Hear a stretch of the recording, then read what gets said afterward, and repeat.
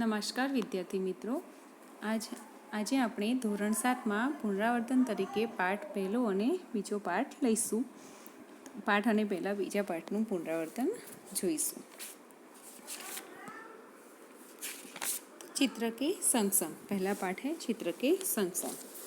तो यहाँ पे एक चित्र दिया गया है कि तो चित्र में जो दिखाई देता है उसका अवलोकन करके प्रश्नों के उत्तर देना है.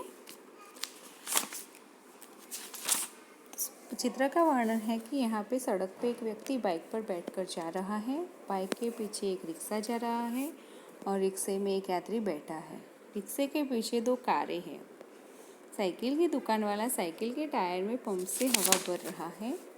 एक गुब्बारे वाला गुब्बारे बेचने जा रहा है. गुब्बारे हवा में उड़ रहे हैं.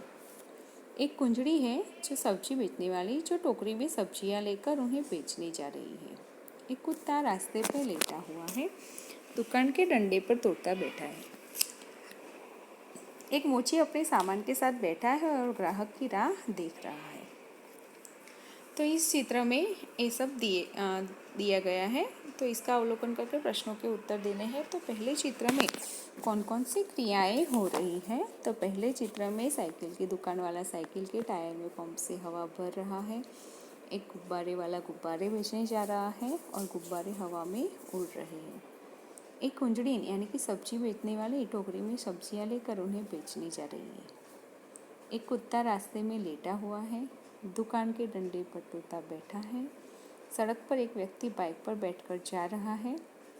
बाइक के पीछे एक रिक्शा जा रहा है और रिक्शे में एक यात्री बैठा है. रिक्शे के पीछे दो कारें हैं. सड़क पर एक मोची अपने सामान के साथ बैठा है और शायद वो ग्राहक की राह देख रहा है. दूसरा प्रश्न है कि गुब्बारे हवा में क्यों उड़ रहे हैं. तो गुब्बारे हवा में उड़ रहे हैं क्योंकि उनमें गैस भरी हुई है. तीसरा, ट्यूब में हवा कब और क्यों भरी जाती है. तो जब ट्यूब में हवा कम हो जाती है या बिल्कुल नहीं रहती तब उसमें हवा भरी जाती है. ट्यूब में हवा भरने से टायर ठोस बनता है और टायर ठोस होने पर ही साइकिल ठीक से चलती है. चौथा, चित्र में कुत्ता मुंह लटका कर क्यों लेट गया है. तो चित्र में कुत्ता मुंह लटका कर लेट गया है क्योंकि वह आराम कर रहा है. पांचवा, कुंजड़ी सब्जी बेचने वाली कहाँ कहाँ जा सकती है. तो कुंजड़ी सब्जी बेचने वाली अपनी सब्जियां बेचने के लिए घर घर और गली गली जा सकती है. आगे, रिक्शे में एक ही यात्री क्यों बैठा है. तो रिक्शे में एक ही यात्री बैठा है क्योंकि रिक्शे वाले को दूसरी सवारियां नहीं मिली. यहाँ पे दूसरा चित्र दिया गया है. तो इस चित्र में टायर फटा हुआ दिख रहा है और टायर फटने पर टायर में हवा भरने वाला आदमी गिर पड़ा. कुंजड़ीन के सिर पर से टोकरी गिर गई और सब्जियां जमीन पर बिखर गई. टायर फटने पर मोची डरकर रास्ते पर आ गया और उनका सामान इधर उधर बिखर गया. टायर फटने पर बैठा तोता उड़ने लगा. बंधे हुए गुब्बारे छूटकर यहाँ वहाँ उड़ने लगे और टायर फटने की आवाज़ से लेता हुआ कुत्ता उठकर भागने लगा. आगे है कि चित्र का अवलोकन करके प्रश्न के उत्तर देना है. पहला है कि टायर फटने पर क्या क्या हुआ. तो टायर फटने पर टायर में हवा भरने वाला आदमी गिर पड़ा. कुंजड़ीन के सिर पर से टोकरी गिर गई और सब्जियां जमीन पर बिखर गई. डंडे पर तोता बैठा उड़ने लगा. बंधे हुए गुब्बारे छूटकर यहाँ वहाँ उड़ने लगे. मोची का सामान इधर उधर बिखर गया और लेटा हुआ कुत्ता उठकर भागने लगा. दूसरा प्रश्न है कि टायर के अलावा फटने वाली अन्य चीज़ों के नाम बताइए. तो टायर के अलावा फटने वाली अन्य चीज़ें हैं गुब्बारे, फुटबॉल, बास्केटबॉल, तकिया आदि.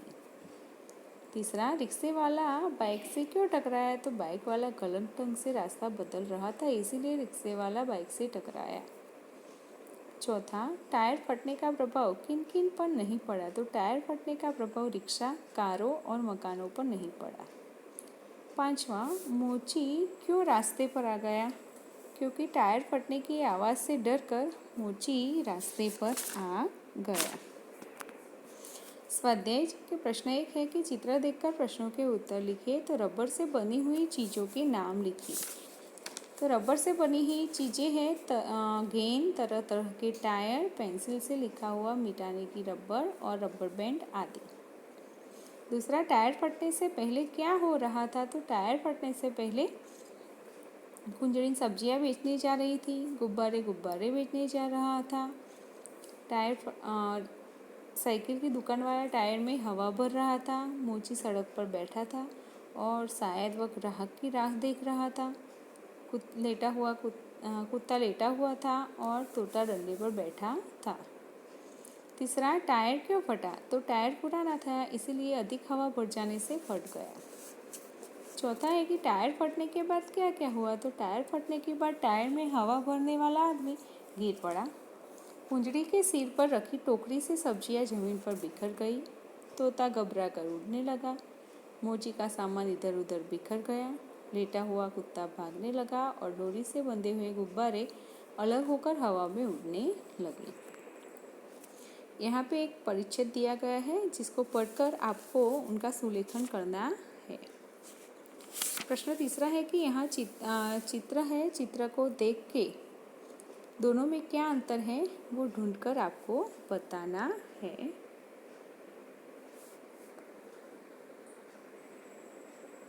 तो ढूंढकर आपको बताना है। तो देखिए कि इसमें सूरज की किरणें एक जैसी है और इसमें अलग है। यहाँ पे बतख की चोंच है जिसका जो अलग है और यहाँ पे भी अलग दिखाई दे रही है। यहाँ एक पर्वत के आगे एक पेड़ है, वो भी दोनों अलग अलग दिख रहे हैं। ये दोनों मछलियाँ ये अलग अलग दिशा में जा रही हैं और ये दो मछलियाँ एक ही दिशा में जा रही है। यहाँ पे फूल है जो अलग है और यहाँ पे जो फूल है उनकी 4 पंखुड़ियाँ हैं। यहाँ पे जो दिख रहा पेड़ है उसमें जो पक्षी बैठा है उसके पंखे नहीं हैं, पंखे हैं और यहाँ पे है जो इनके पंखे नहीं है और इसमें कलर भी थोड़ा कम है। फिर यहाँ पे जो है जो थोड़ा सा लंबा है और यहाँ पे जो है तो थोड़ा तो नहीं है। अच्छा, तो और आगे है कि यहाँ पे जो मछली है और ये मछली देखो तो दोनों में अंतर है। आगे कि तब दूसरा चैप्टर कि तब याद तुम्हारी आती है, जिसके लेखक है राम नरेश त्रिपाठी। राम नरेश त्रिपाठी का जन्म 4 मार्च को 1889 को उत्तर प्रदेश के सुल्तानपुर जिले के कोयरीपुर गांव में हुआ था। वे कवि, उपन्यासकार, नाट्यकार और आलोचक थे। उनकी मुख्य काव्य कृतियाँ मिलन, पथिक, स्वप्न और मानसी हैं। स्वप्न पर उन्हें हिंदुस्तान अकादमी का पुरस्कार मिला। उनकी हे प्रभु आनंददाता ज्ञान हमको दीजिए प्रार्थना बहुत प्रसिद्ध है। उनका निधन 16 जनवरी 1992 को हुआ। सुबह का वातावरण खुशनुमा होता है और प्रकृति का कण कण दर्शनीय होता है। झिमझिम बारिश में सुबह का दृश्य मनमोहक और आकर्षक होता है। प्रस्तुत कविता में इनका सुंदर वर्णन किया गया है। जब बहुत बहुत चिड़िया उठकर कुछ गीत खुशी के गाती हैं, कलियां दरवाजे खोल खोल जब दुनिया पर मुस्काती हैं, खुशबू की लहरें जब घर से बाहर आ दौड़ लगाती हैं, हे जग के सृजनहार प्रभु तब याद तुम्हारी आती है। जब चमचम बूंदे गिरती हैं, बिजली चमचम करती है कर जाती है, मैदानों में वनवागों में जब हरियाली लहराती है, जब ठंडी ठंडी हवा कहीं से मस्ती ढोकर लाती है, हे जग के सृजनहार प्रभु तब याद तुम्हारी आती है, जिसके कवि है राम नरेश त्रिपाठी। जब बहुत सुबह चिड़िया उठकर यानी कि चिड़िया बहुत सुबह यानी कि प्रातःकाल को उठकर इस तरह चहचहाने लगती है जैसे वे कुछ गीत खुशी के गाती है, जैसे कि वे खुशी के गीत गा रही है। कलियां दरवाजे खोल खोल जब दुनिया पर मुस्काती है। कलियां भी अपने दरवाजे यानी कि पंखुड़ियां खोल खोल कर दुनिया पर मुस्काने लगती है। खुशबू की लहरें जब घर से बाहर आ दौड़ लगाती हैं। खुशबू की लहरें फूलों में से निकलकर चारों ओर फैलने लगती है। जबकि सृजनहार प्रभु तब याद तुम्हारी आती है। तो इस सृष्टि के रचने वाले सृजनहार यानी कि सृष्टि की रचना करने वाला ईश्वर प्रभु, हे सृष्टि की रचना करने वाले हे प्रभु, यह सब देखकर मुझे तुम्हारी याद आ जाती है। એટલે આ પંક્તિમાં એવું કહેવા માંગે છે કે જ્યારે વહેલી સવારે પક્ષીઓ ઉઠીને એવી રીતે કલરવ કરવા લાગે છે જાણે ખુશીના ગીત ગાઈ રહ્યા હોય, જ્યારે કળીઓ પણ પોતાની પાંખડીઓ ખોલી ખોલીને દુનિયા પ્રત્યે સ્મિત કરવા લાગે છે, જ્યારે સુગંધની લહેરો ફૂરેમાંથી નીકળીને ચારે બાજુ ફેલાવા લાગે છે, ત્યારે આ બધું જોઈને હે સૃષ્ટિના સર્જનહાર, હે ઈશ્વર, મને તમારી યાદ આવી જાય છે। जब छमछम बूंदे गिरती है, यानी कि वर्षा ऋतु में छमछम वर्षा की बूंदे गिरती है, बिजली चमचम कर जाती है और चमचम कर बिजली चमकती है। मैदानों में वन बागों में जब हरियाली लहराती है, मैदानों में जब मैदानों वनों और बागों में हरियाली लहराने लगती है, जब ठंडी ठंडी हवा कहीं से मस्ती ढोकर लाती है, हे सबके सृजनहार प्रभु तब याद तुम्हारी आती है। जब ठंडी ठंडी हवा भी पता नहीं कहाँ से अपने साथ ढेर सारी मस्ती उठाकर ले आती है, यह सब देखकर हे सृष्टि की रचना करने वाले प्रभु, मुझे तुम्हारी याद आ जाती है। એટલે કવિ કહેવા માગે છે કે વર્ષા ઋતુમાં જ્યારે છમછમ કરતા વરસાદના ટીપા નીચે પડે છે અને છમછમ કરીને વીજળી ચમકે છે, જ્યારે મેદાનો વનો અને બગીચાઓમાં હરિયાળી રહેલાવા લાગે છે, જ્યારે ઠંડો ઠંડો પવન પણ ક્યાંકથી પોતાની સાથે ભરપૂર મસ્તી લઈને આવે છે, ત્યારે હે સૃષ્ટિના સર્જનહાર ઈશ્વર, મને તમારી યાદ આવી જાય છે। तो प्रकृति के सुंदर रूपों में सुबह के ताजगी भरे दृश्य बड़े प्यारे लगते हैं। इसी तरह वर्षा का मौसम भी बड़ा सुहावना होता है और प्रकृति के इस मनोहर रूपों की रचना ईश्वर ने ही की है। इसीलिए इन्हें देखकर कवि को एक महान कलाकार के रूप में ईश्वर की याद आ जाती है। आगे है अभ्यास है कि प्रश्नों के मौखिक उत्तर दीजिए। तो सुबह होते ही क्या होता है? तो सुबह होते ही चिड़िया चहचहाती है, कलियां खिलने लगती हैं, खुशबू की लहरें फूलों से निकलकर चारों ओर फैल जाती हैं। आगे है मैदानों में हरियाली कब लहराती है? तो मैदानों में हरियाली वर्षा ऋतु में लहराती है। आपको प्रभु की याद कब आती है? तो इस प्रश्न का जवाब आपको ही देना है। चौथा है तुम सुबह में उठकर क्या क्या देखते हो? वो भी आपको देना है कि आप सुबह में उठकर क्या क्या देखते हो। जैसे ही आपकी आंखें खुलती है तो आप क्या देखते हो वो लिखना है। प्रश्न दूसरा है कि चित्र को देखिए और वचन परिवर्तन कीजिए। यहाँ एक वचन है और एक बहुवचन है। तो यहाँ पे दिया गया है वाक्य की चिड़िया उड़ रही है। तो यहाँ पे क्या आएगा कि चिड़िया उड़ रही है। कली नहीं खिली है और यहाँ पे कली का बहुवचन होगा कलिया, तो कलिया नहीं खिली है। बूंद गिरती है, तो यहाँ पे होगा बूंदे गिरती है। यहाँ एक दरवाज़ा है और यहाँ ज़्यादा है, तो यहाँ पे 3 है और यहाँ पे 1 है, तो दरवाज़ा खुला है, तो यहाँ पे आएगा कि दरवाजे खुले हैं।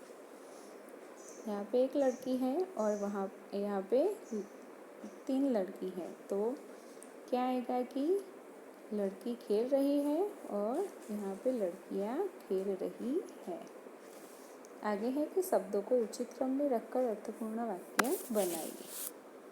यहाँ पे अलग अलग शब्द दिए गए हैं, तो इसको क्रम में रखकर वाक्य बनाना है। तो पहला बनेगा कि जल ही जीवन है। दूसरा, फूलों में रंग कौन भरता है।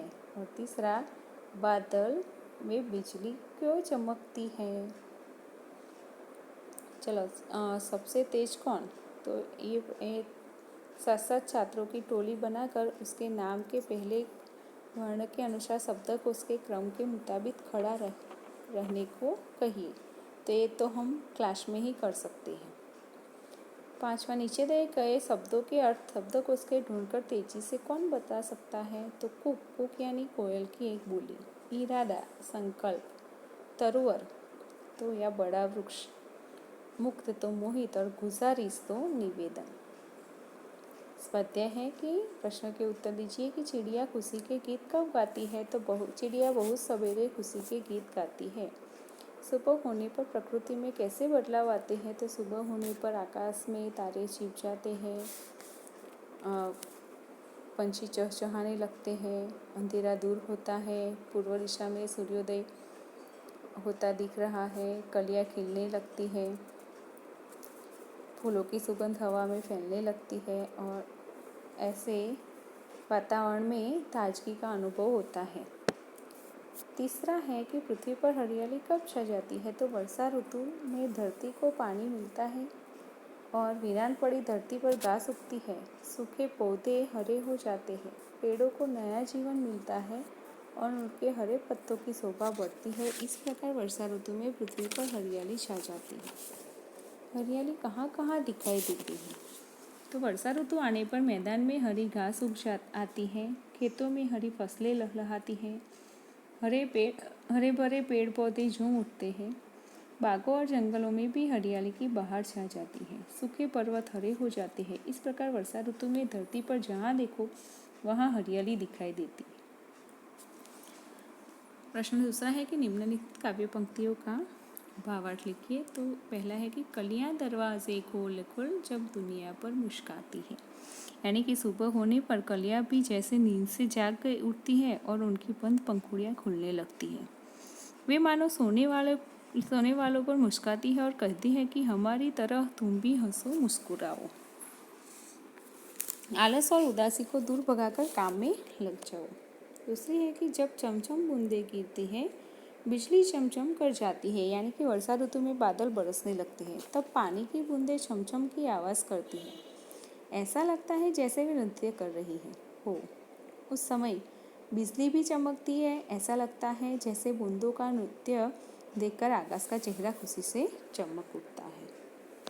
आगे है कि उदाहरण के अनुसार निम्नलिखित शब्दों के समानार्थी शब्द कोष्ठक में से ढूंढकर वाक्य में प्रयोग कीजिए। तो पहला है सुबह। यहाँ पे उदाहरण दिया गया है कि सुबह तो प्रातःकाल। इसका वाक्य बनता है कि प्रातःकाल देवालय में पूजा होती है। तो वैसे ही बनाने हैं कि खुशी, खुशी तो आनंद, खुशी तो क्या आनंद। तो आज मुझे बड़ा आनंद आया। दूसरा है सुगंध, खुशबू, खुशबू का क्या होगा? तो सुगंध। तो मुझे गुलाब की सुगंध अच्छी लगती है। बहुत, बहुत तो ज़्यादा, ये रहा ज़्यादा।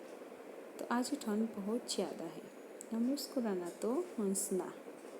तो जोकर को देखकर हंसना आता है।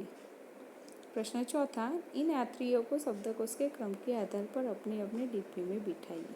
तो यहाँ पे ये उठकर है, फिर कलियां है, मैदान है, चांद है और मुस्कान है। तो ये उठकर है, तो उसके बाद क्या आएगा? तो उसके बाद आएगी कलियां, फिर उसके बाद क्या आएगा? क ख ग ग च, तो चांद। फिर उसके बाद म से, दोनों शब्द म से शुरू होते हैं, मुस्कान और मैदान। तो पहले कौन आएगा? मुस्कान और फिर मैदान। तो यहाँ पे हमारा ये खत्म होता है।